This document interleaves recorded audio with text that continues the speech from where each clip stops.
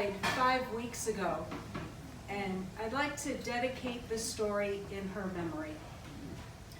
And the story goes like this. I woke up from a dream. It was a strange dream. The wind was howling like the wind in The Wizard of Oz right before Dorothy's house blew away. And along with the wind, there was a voice. And the voice kept yelling, "Get out of the house! Get out of the house now!" And the wind kept getting more intense, and the voice kept repeating itself until suddenly I bolted upright, wide awake. I checked myself, and I was like, yeah, I'm still here, I'm still in Sierra Leone, but the night is calm. There is no wind, and there are no voices. So I'm thinking to myself, what the hell was that about? And I'm lying in bed for just a minute or two when suddenly there's a loud knock at my door. And there's a man, and he's going, "Aviva too! Aviva too! Come right away! There's a boy dying in our house. We need your help. If you don't come right away, he is going to die." So I said, oh, I guess that's what the dream was about. I get up, I get out of bed, I get dressed, I run to the door, and the man tells me to meet him right away in his house. So I just want to explain for a minute that scene. I'm living in a small village in Sierra Leone, West Africa. I'm fulfilling my 2-year Peace Corps commitment. But in the region that I was living in, a cholera epidemic broke out. Cholera is a disease where a person dehydrates very rapidly due to vomiting and diarrhea. If there is no intervention, a person can die within 12 to 24 hours.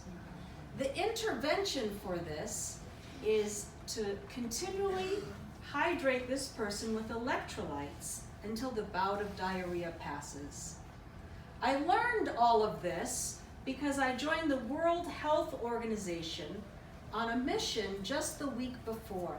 We were going up into the bush and bringing medicine to dispensaries that had no medicine, but they were in the middle of this terrible epidemic.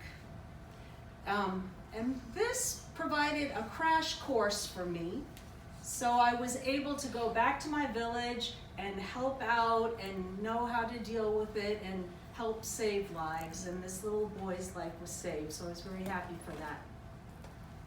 But a few days after this incident, there's another knock at my door.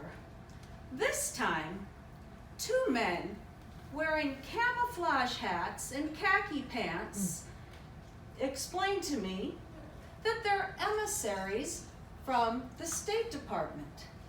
They say, "You must call your mother right away. She's very worried about you." And I say, okay. And they say, we don't have a phone, and we can't give you a ride. We're not allowed to give you a ride in our Jeep. But you must call your mother. And I'm thinking, thanks a lot. I'm not safe, I'm not sound, I don't have a phone, I don't have transportation to the capital where I can call my mother.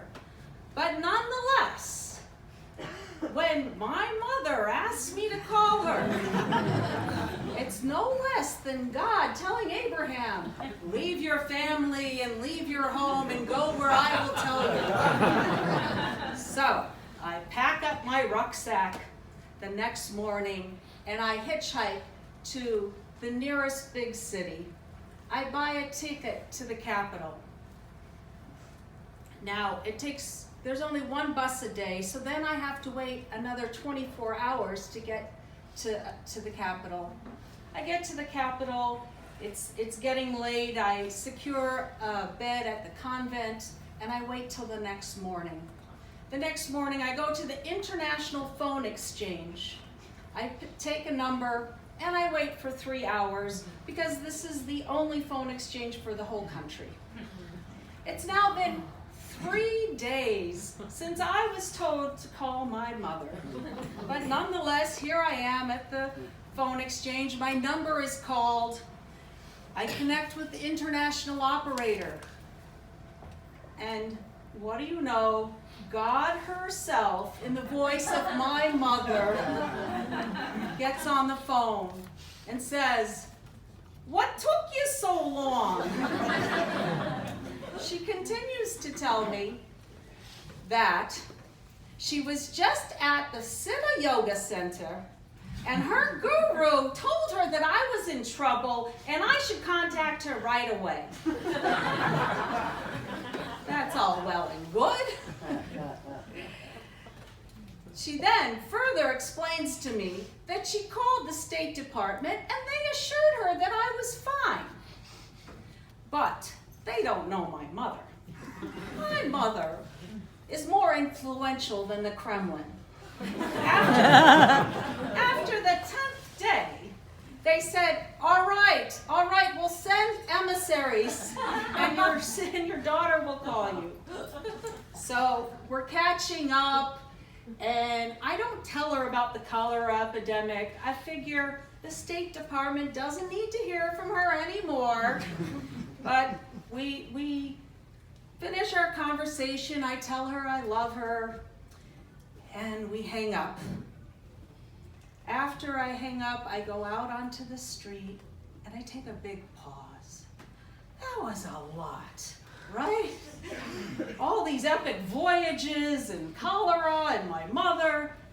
But then I remember that dream that seemed so obvious.